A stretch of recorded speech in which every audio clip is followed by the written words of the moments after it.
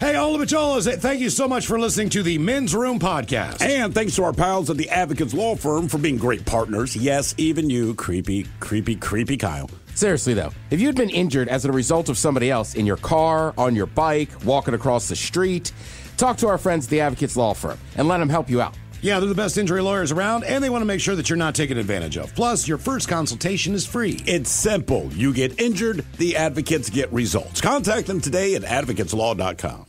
This podcast is brought to you by the Washington State Department of Health. When we think about the COVID-19 vaccine hesitancy in the Black community, let's remember, it didn't happen by chance. It's justified in history. But the will to change the narrative is strong today, and our people are lending their voices to the conversation. We're sharing our stories and the reasons that made us choose the vaccine so we can lead the way for others to make a well-informed choice too. To hear our stories, visit hereforuswa.org. What's up? It's your boy, The Ted Smith. Thanks for listening to the Men's Room Daily Podcast. Want more? Check out the greatest podcast in all the land, The Podcast. Be sure to subscribe and listen to a brand new episode every Tuesday night.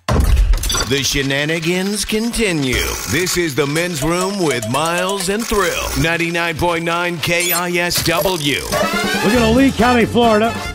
Folks there could not get out of an elevator. They were trapped. However, the elevator had not broken down. An alligator decided to take up residence outside an elevator in the Estero Park community in Lee County. Two deputies with the Lee County Sheriff's Office took the call. A trapper then humanely removed the gator, allowing the residents to go inside and get about their business. But basically, the alligator got into the lobby of this building. There is one elevator there. The elevator came down. They opened the elevator. There's a huge alligator sitting there growling at him, and they closed the door. Yeah, you hit door closed. Called the authorities. Jesus. What is the damnedest thing that's happened to you? 206-421-ROCK. Hello, Kayla. Welcome to the Men's Room. Hey, hola, gentlemen. Hola. How are you guys? We're doing great. First time caller. I've been listening to you guys since I was like 17, though. I love you guys. How old are you now? Hey, I'm 28. Okay. Jesus Christ, I feel old. Yeah, exactly. Thanks for that. No, don't, man. Don't. You guys are great. So my crazy story is me, my ex, and my family and I, we were all floating down the Nisqually and having, started real early. It was real nice out. And we apparently missed the point where everybody's supposed to get off. And apparently after this point of jump off, there's some wicked rapids and a waterfall that nobody told us about. All right, so were you guys unaware that there was a specific point you're supposed to jump off, or you missed something you were looking for?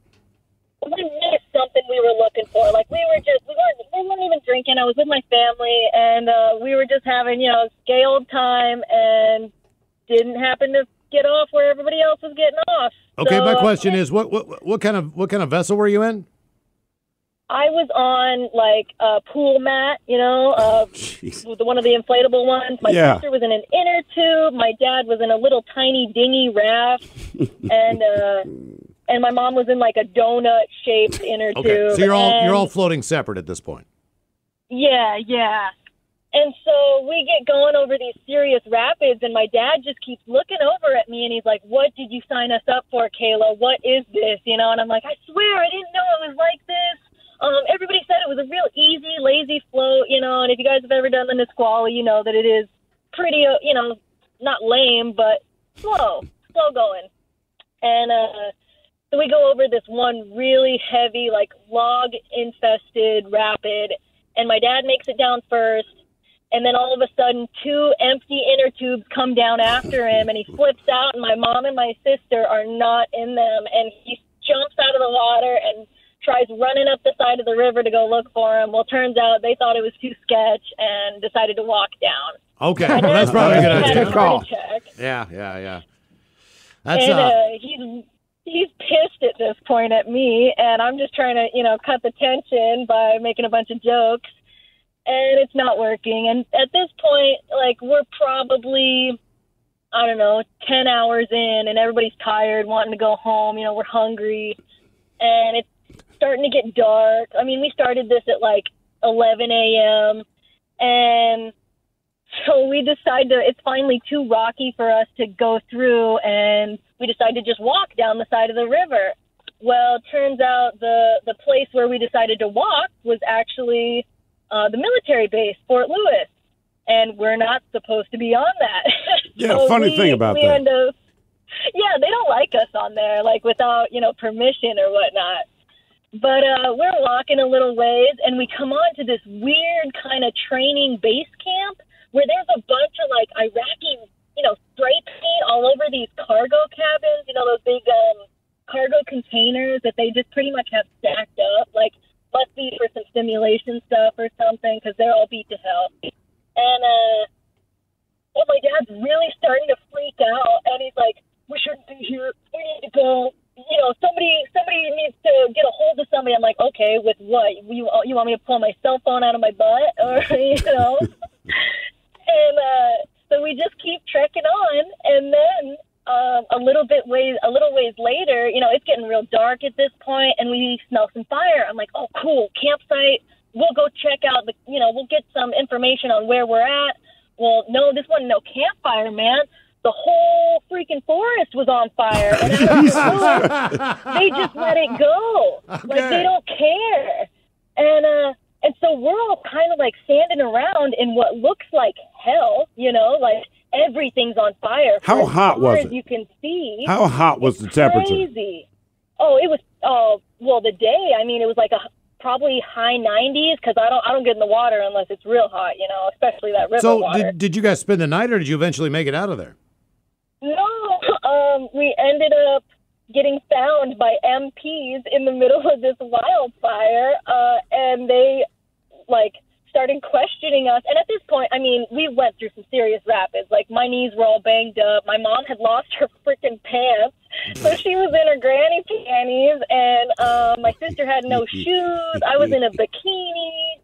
And they had the audacity to ask me for my ID or paperwork. I'm like, where do you think I'm hiding this, bro? In your butt with your cell phone. Mm-hmm. Exactly. So good thing it didn't ring when you were talking to him. I know. So we're getting interrogated by these military police, and they are not happy. Like, I'm sure they thought we started the forest fire. But they said, no, apparently they just let it burn because, doing them a favor, clearing it out or something. I don't know. But it was the craziest night. And they ended up releasing us to my grandfather, who was in the military, and he vouched for us, and yada, yada. We got yelled at, and it was probably 1 a.m. before we made it home. We were all frozen, bug-bitten, sunburned. Well, I was probably excited for him. Crazy adventure. Yeah. Sounds fun. Yeah, so go float a river, everybody. That sounds like a great time. Well, I thought about doing again this weekend. No. Hey, man, water's still too cold. It really is. That, and you end up on military base. Mm-hmm. You got to wait till like the end of August even. I mean, to go that long in that river, no way. Well, you weren't supposed to be in the river that long. That's part of her story. Right. You got to get out where you're supposed to get out. Right. It depends on the river, honestly. And how deep it is, how fast it's running, everything else. Yeah. What's the damnedest thing that's happened to you? 206-421-ROCK. Hello, Dave. Welcome to the men's room.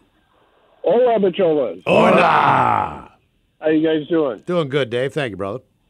Right on, man. Well, years ago, I had completed my certification to become a chiropractic sports physician, and I contacted the A's,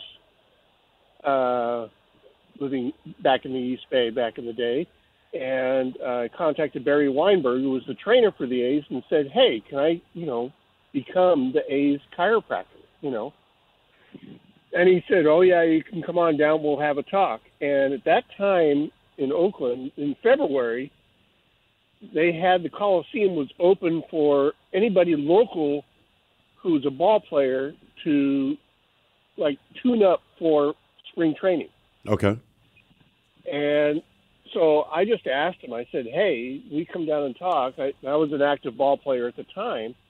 It was like, can I bring my cleats and my glove and shag some flies, while they do BP?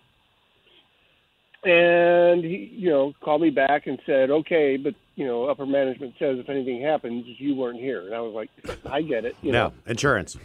Yeah, exactly. So it's Reggie Jackson's last year. And I put my cleats on. I go out in the outfield. I'm shagging some flies, and Reggie hits one, and it's like going over the fence. And I run back, warning track, plant my cleat inside the padded fence, and I jump up and I rob him of his home run. Are you kidding me? No, I'm not, man. I tell you, it's the proudest moment of my life. How pissed was Reggie Jackson? He's not known to be the nicest guy. No, I know. This is the funny thing is, so I throw the ball back in, and Mike Davis at that time was still with the A's and playing right field. He looked at me and goes, "Man, that was damn good." I go, "Thank you," So, Reggie starts walking out to the outfield, and mind you, he may be 40, but he's still ripped as ass. Probably still is. Yeah, probably. Anyway, he walks out there, and he looks at me, and he goes, "You a ball player?" And I go, "No, chiropractor." And he goes, "F you." Oh, shit. Yeah. No, it was like, oh, my God. That's very I cool. just took Reggie off the wall, my God. Yeah, and the A's were good then. You gotta remember, man, that was kind of their heyday at that point in time. No. They were They were contenders. super good. That's why the Queen of England saw him play. The Queen of Yeah, England. no, it was. And the funny thing is about that was about a month later, we were having we always practiced, our team practiced on Sunday mornings. And it was one of those Sunday mornings in early March where it's like 85 degrees outside in the Bay Area. And I grabbed my buddy, Jim, who was my shortstop and still my best friend to this day. He grabbed his nephew, I grabbed my son, and we run down to the Coliseum. And back then, a bleacher seat in the Coliseum was $2.50. Damn. So we go down there, and granted, by the end of the game, we've got a stack of cups going on, Beer snake. And Reggie went 3 for 4 that day. The last at bat, he made a fly out, lazy fly to the left field. And this guy starts barking behind us, "Reggie, you're a piece of S, blah, blah, blah," going on about this. And my buddy Jim pops up and goes, "Hey, don't be talking to us about Reggie." And pretty soon they're chest to chest. And I'm going, "Oh, my God, I don't have cash to get you out of jail," And I've got his nephew who's 6, my son who's 4 with us, And all of a sudden security comes down and they separate them and they go, "What's going on?" My buddy looks at them and goes, "He's talking to us about Reggie." And they go, "Okay." And they cuff the guy and haul him off. Good. There you go. That's all it takes. Yeah, exactly. Can't do that in the home stadium. I like that he came to the defense of the guy also that told you to go F yourself. Mm-hmm. Don't talk S on Reggie, but Reggie can talk S to my friend. Yeah, that's kind of crazy. Right. That's a pretty cool moment, though, man. Reggie frickin' Jackson, you robbed him of a home run. Don't think for 1 minute though, if you get in a fight in a stadium, that everybody's not watching you. Oh, of course. I noticed that in when I went to Pittsburgh at Heinz Field for that Thursday night Baltimore Raven Steeler game. Yeah. So these two guys are just they're jawing at each other, and you can see like people are standing up and looking around like in the section. You know what I mean? And then there's a timeout on the field for whatever reason. Guys are taking their helmets off. They're talking to each other. They're pointing up there like Steelers are talking to Ravens. Like everybody gets together. Like, look at the fight up there. Like now they're all friends. You know what I mean? Watching the fight. And this Steeler guy is just beating the living hell out of this guy in a Ravens jersey. I mean, he's beating him. The Steeler guys have their hands up in the air. They're rooting on yeah. them. Like they basically, I mean, I don't know if it's just a regular timeout or whatever, but like everyone is watching this fight in this one section. And then it was over with. They hauled the guys out. Everybody's cheering. Yeah. Then game went back to play. Like the guys separated. Like for 2 minutes. Like the Steelers and the Ravens were friends because they were watching the fight. Because they were watching the fight. And they're cheering for their fan. Yeah, if you're fighting long enough for it to be on the Jumbotron, you're getting arrested. It's a good fight. Yeah, it wasn't on the Jumbotron. They weren't going to put it up and advertise it. It was just you could see it. I mean, it's like it was in the lower level, man, and these two guys were just going at it. Well, I remember my brother's first year officiating, not as a referee, but just his first year in the NFL. Anyway, I don't remember who was playing. I think the 49ers may have been involved. Whatever the case, all-out brawl takes place. Not quite bench clearing, but the guys on the field, they're thrown down. And the game had been tense and all this stuff. So I'm watching the game with my parents, and these guys are going at it. It's one of those things where you kind of calm one group down, then these other two guys are going at it, right? You just can't get this fight. Like whack-a-mole.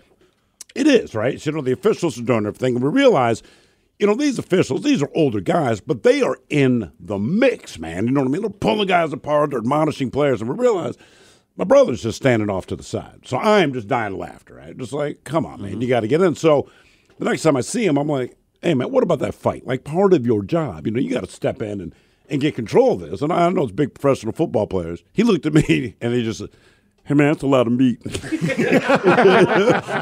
like, I'm not trying to deal with that at all. No way. Yeah. Like, I'm not breaking up a fight in a club between the bouncer and somebody else. Yeah, exactly. That's the equivalent of it. What's the damnedest thing that's happened to you? 206-421-ROCK. Yeah, that's a tough one, man. I mean, look, the referee needs to start it, right? Because they know, and then the umpire, but he's like, I don't know, he's like the side judge. He's like, yeah, they're. They're pretty good about not touching any of them.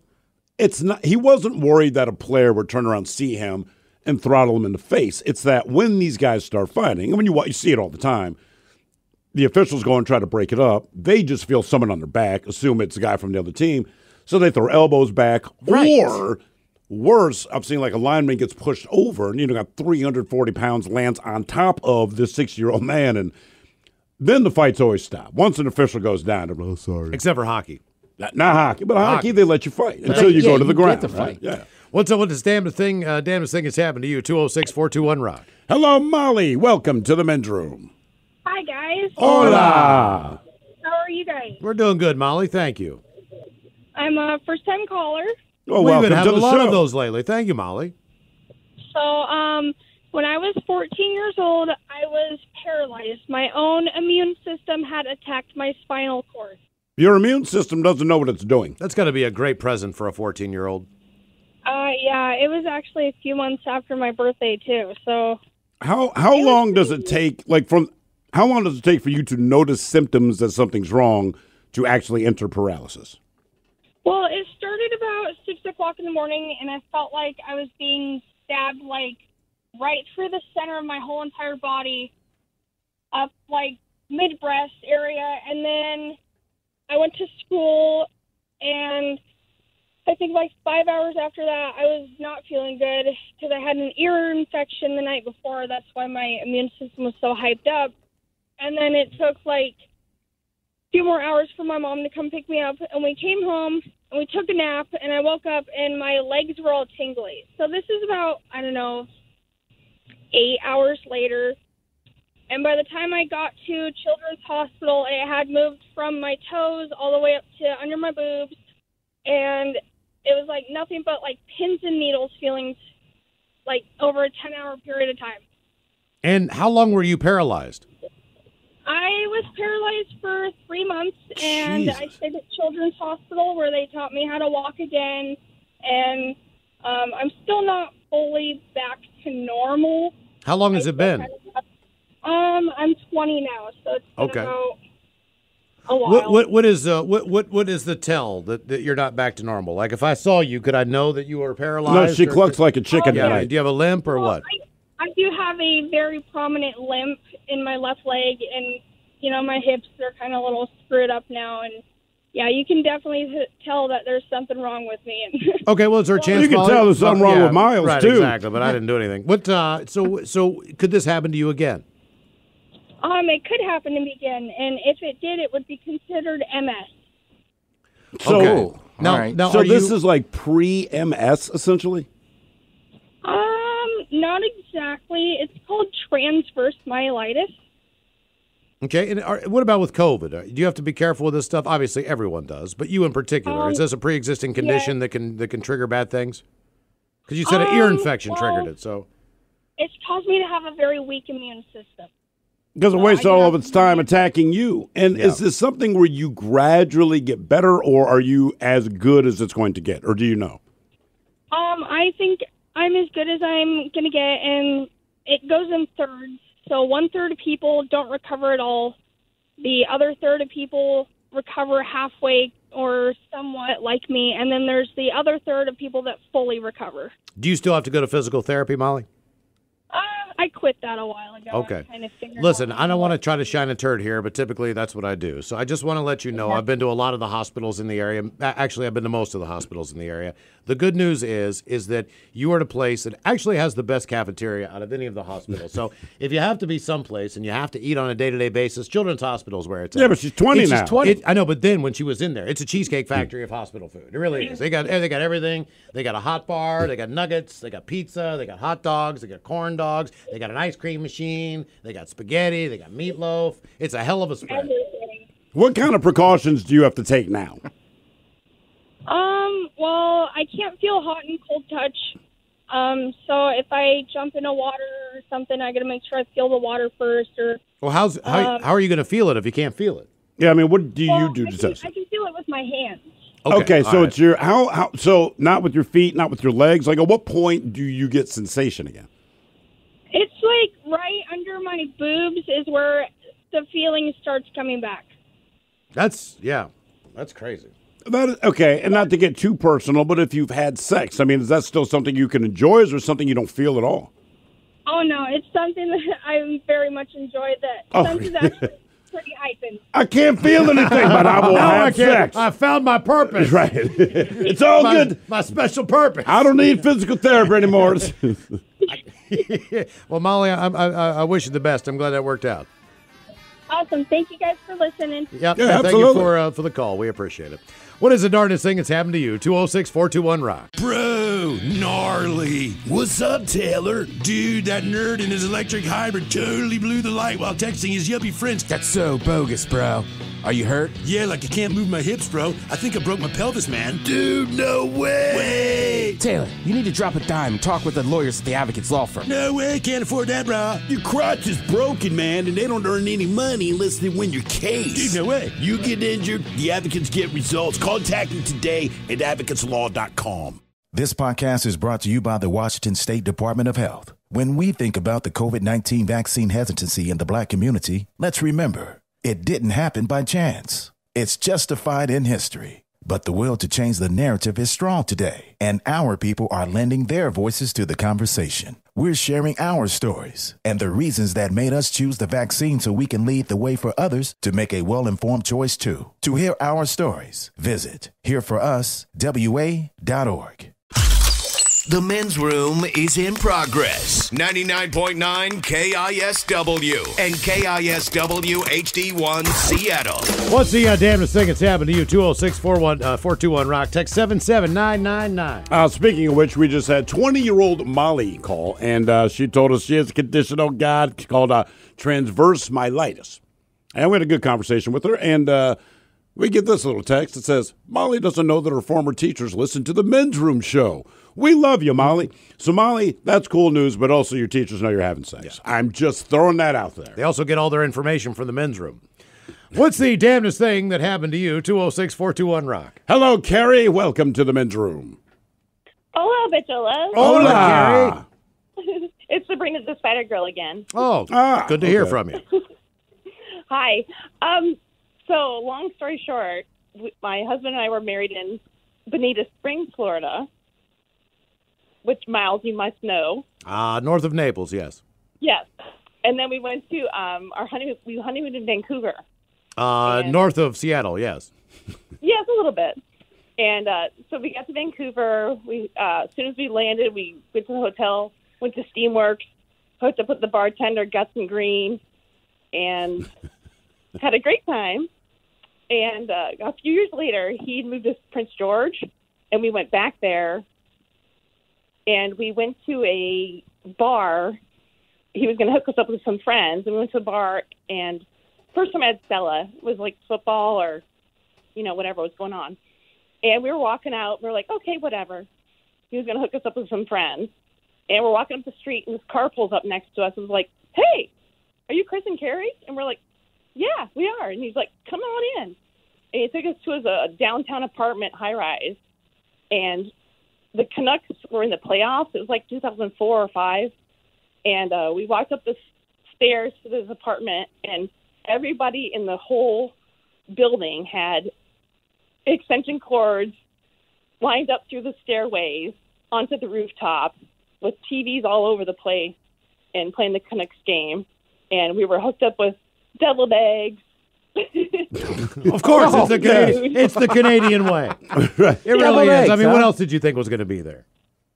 We just didn't know. We didn't know the guy at all. He was like, hey, come with us. Rooftop And deviled we had eggs a are great huge time. in the Surrey, Vancouver area. Yes, that is a known fact. It's a British Columbian It treat. really is. Yeah, we were on the rooftop, totally hanging out, watching the Canucks game with all these people we didn't know. And it was beautiful, and we just hung out, and we were totally blown away, and they were so nice, and we just got effed up. Well, good. That was a huge party. I remember when they won, just how the streets looked. They put obviously you couldn't pack as many fans that wanted to watch that game, so they had screens outside downtown. Right. That was the infamous picture where the guy and the girlfriend are kissing downtown. People like, who are these people? It's like a World War II thing. Right. Yeah, They won? I thought they did. I thought they lost, and they still had a riot. Maybe that's what it was. I just know. I remember it was something- crazy. I only remember that Yes, they lost. because they lost did, to the yes. Bruins, and then all the Bruins fans at the parade were chanting USA, and it's like half the players are Canadian. Right, exactly. I mean, I could be wrong. I think No, I think you're on right. that. I think they maybe lost they were that, hugging yeah. because they were sad. I don't know.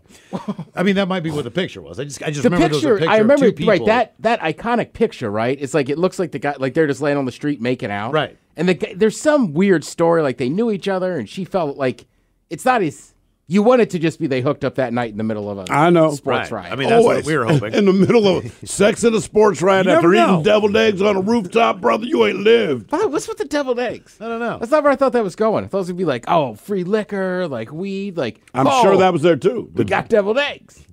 What's the damnedest thing that's happened to you? 206-421-ROCK. I still haven't had one this summer. You haven't had a double. I haven't either. Wait. And I'm disappointed in myself. I haven't either. Nope. The hell are we doing? You got to have someone who makes them. Okay, I know what we're doing. We're not being invited anywhere. You know what I mean? Oh, I've been invited places. It just wasn't eggs. Exactly. I tell him you're not coming. But I want to be treated like I'm on the rooftops of Vancouver. I want goddamn deviled eggs. I want Stanley Cup final treatment. Yeah. Go to Stanley Park, eat deviled eggs. Hello, Terrell. Welcome to the men's room. Hola. Hola. So look what happened to me. I got in trouble. I had to go to timeout for a little bit, and I get out and I hook back up with one of the chicks that I was hooking up with before I went in. So I'm fresh out, so I get all drunk and we do the night thing. We lay down, we go to bed, drunk.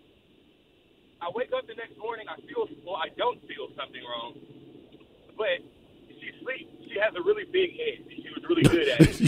She had a really big head. Okay. She had a really big head. She was really good at using it. So For thinking. And I wake up and I have no feeling in my right arm from shoulder to finger at all. I can't move my arm. I'm like even Kill Bill. I'm like wiggle your fingers, and it won't work. The first thing that went to mind is how am I going to wipe my rear end, and how am I going to pleasure myself for the rest of my life if I don't get any more feeling in my right arm? So about 5 minutes later, I get the worst tingling pain sensation, but I'm smiling though because it's the first time that I can feel something in my arm for 5 minutes. It takes about 15 minutes for me to fully get functional of my arm. I can wiggle my fingers. I can move it up and down now, but I still have nerve damage in my arm. It's annoying because I do. Wait a minute. Wait. So you still have nerve damage in your arm to this day from that one night of sleeping on your arm wrong? I can use it, but I have nerve damage. That's amazing. Are you saying you slept on her wrong, or her big ass head was on your arm all night, and that's what did this? Exactly. Oh. What is she from Mount Rushmore? I mean, how big was her head, man? She had a pretty large cranium. Did you tell her about this? Yeah, that morning. I'm like, because when I got up, I was really rude about it. I just snapped my arm from under her head. So she woke up. She was like, "What's wrong with you?" And I'm like, "I can't feel my arm." So yeah, she thoroughly knows everything. Did you ever see her again? The big-headed woman? Yeah. I told you she was good at using her head. All right, okay. That's She was a thinking woman. God damn. You slept with someone whose head is so big. Now, when I slept on your arm, you got permanent nerve I've woken damage. up before with like that feeling of, am I paralyzed? Like I can't because I slept on my arm wrong. Or Yeah, whatever. but not Lose the because feeling in it. someone's big block-ass head was laying on No. it, man. That's a big head. I mean, I'm just picturing like Bob's big boy size big head. Like, what do you mean like a big head? I mean, I guess a real big head. I saw this chart, okay, and it was basically from starter, I think, and it was the average size head of the United States in America. Is it like different from state to state? It's different from region to region on the people's sizes of head. Ooh, let me guess. Who's got the biggest head?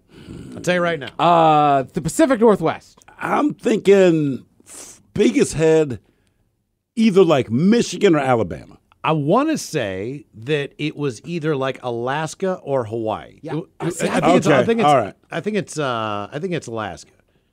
Yeah, Got the biggest head. Yeah, seriously. Let's see. I think it was Starter. It's the hat company, right? Because they made they said make was hats. online Not Starter. online New order. Era. Or yeah, maybe it was one of those. It was just like some company that could track. Basically, I just want to know what's custom big sizes heads of now. heads. Who has the Whatever. tiniest heads? I mean, I'd go with the Mid-Atlantic. It was the Southwest, I think. Southwest. So like what? Arizona? Yeah. With tiny heads? Yes. Yeah. You know what? Yeah, I could see that. What's the other name of the head company? The New the Era. New Era. It's not the other one. That is the hat Oh, company. New Era. The head company. New head. Hat. Right, New Era. All right. I'll see if I can find this. Yeah, please do. Yeah. What's the damnedest thing that's happened to you? 206-421-RON. Does everybody in here have a big head? don't I got a think big head. You got a big head? I don't think I have a big head. My What mom size has a fit- big What size head. fitted you wear? Bro, I don't know. I'm 7 5/8. Yeah, I'm there too. Are you? Yeah. I mean, I'm 7 and something, but I don't know. All I know how is somebody big. puts on my hat and they go, Jesus, man, you got a big Well, you got kind of a big dome. Yeah, exactly. But I don't think it's big enough to give someone permanent nerve damage in their arm. I want to see this woman whose head can permanently damage your arm just from laying on it overnight. Looks like Sputnik. I know. Hello, Gina. Welcome to the men's room. Hola. Hola. Hi. So I have quite a story for you. My boyfriend at the time, this is quite a few years ago, about 25 years ago, whatever, wanted to go out, for a drive. And he said, where do you want to go? And I said, P5000 Road, which is a little dirt road off, in Granite Falls, Washington. And he kept trying to detour us to other places. And I kept saying, no, we have to go to P5000 Road. Now, my intuition was kicking in. When the S hits the fan, my intuition kicks in, and I know something's up. And he still kept trying to detour us, and I said, no, we have to go to P5000 Road. Well, we get down to P5000 Road, and we get in far enough where we want to go to our favorite spot, and we get there, and there's a vehicle blocking the road, and they've got both doors wide open, and we think, that's kind of strange, but we can probably pass them on the right, but too bad they're at our favorite spot. Well, as we're about to go past them on the right, two guys run out from the woods, and one gets in the driver's side and is trying to shut his door, and the other guy goes for the passenger's side and is trying to shut the door from the outside and can't get it to shut.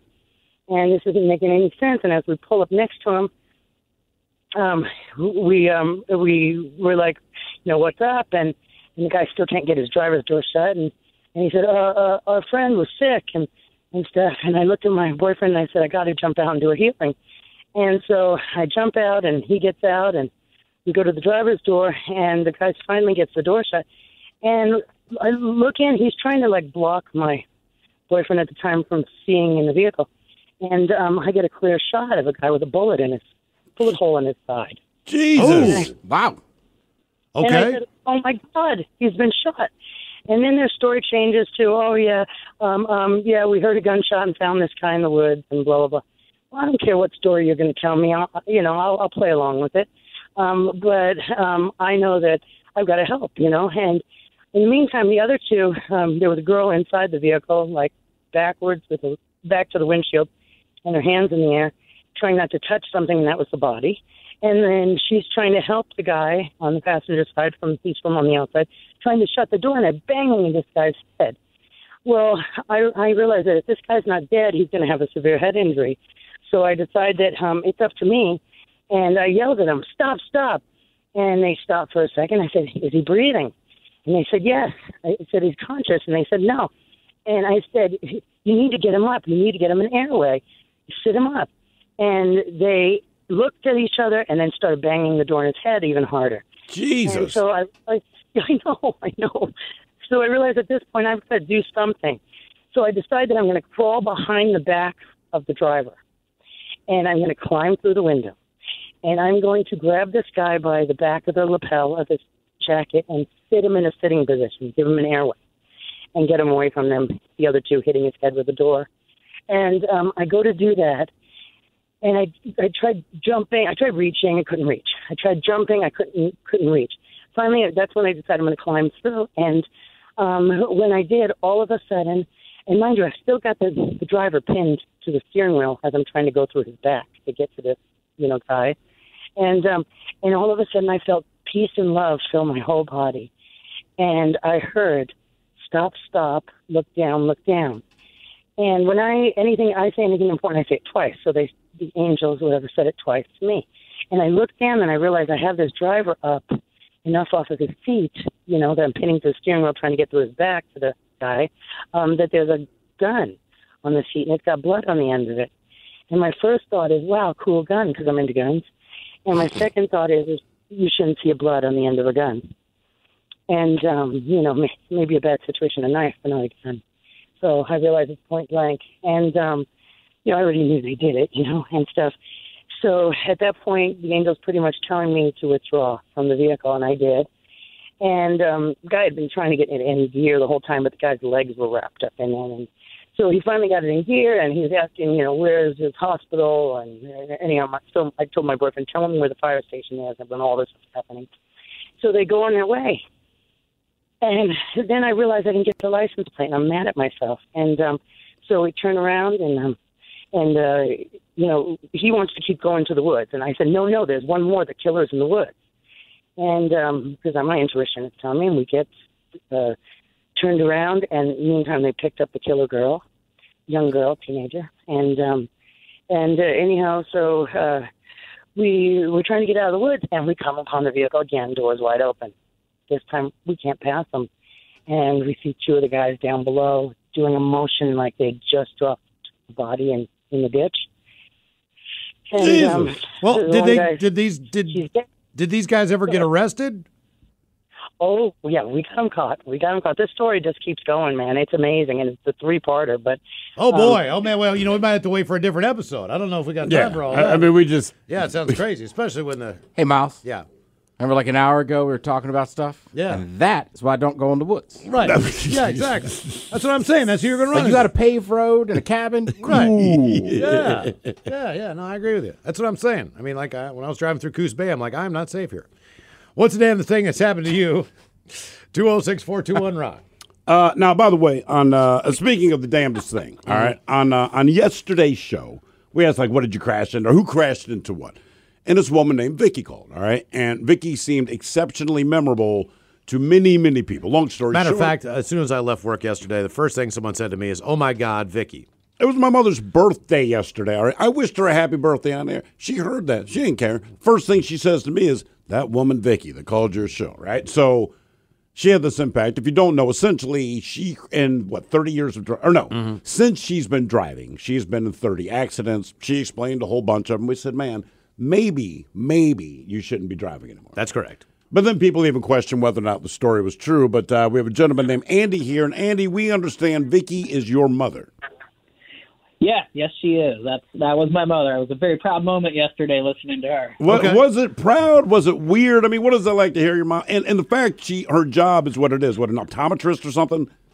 Optician. She's not the eye doctor, but she does work with glasses, and yes, she does get eye exams and that kind Andy, I gotta ask you, as a child, with your mother, how many accidents were you involved with her while being in the car? I can only recall 2, and honestly, neither of them were her fault.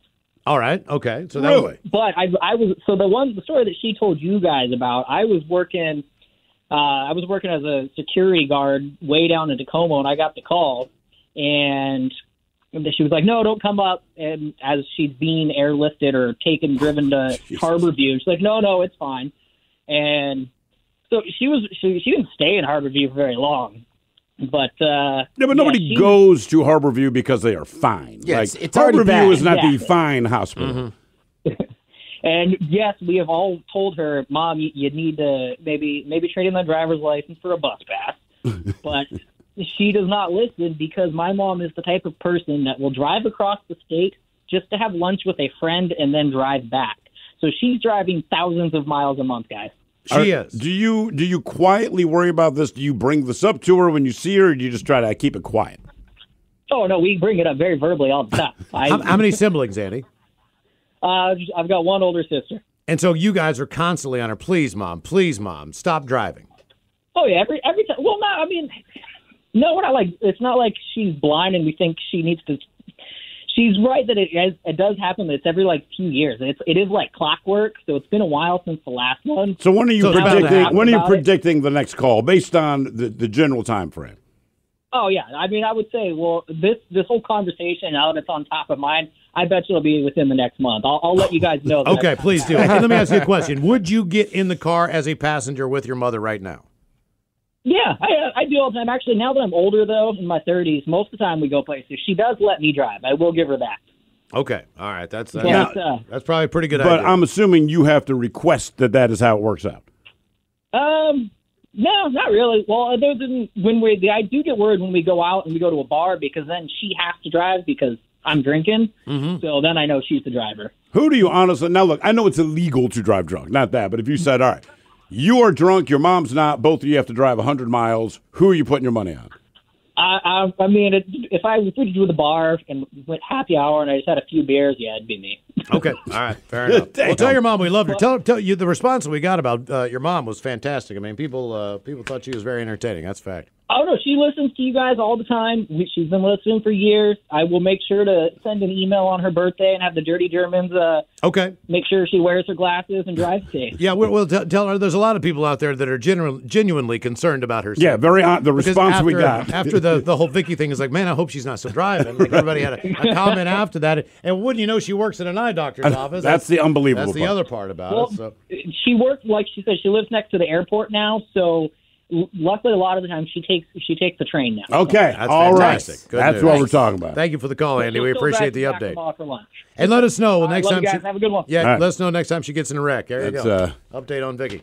We called the program yesterday. People were seriously worried. Oh yeah, they really were. I mean, even my mother was like, "Hey, Mom, happy birthday!" Yeah. Is that woman Vicky all right?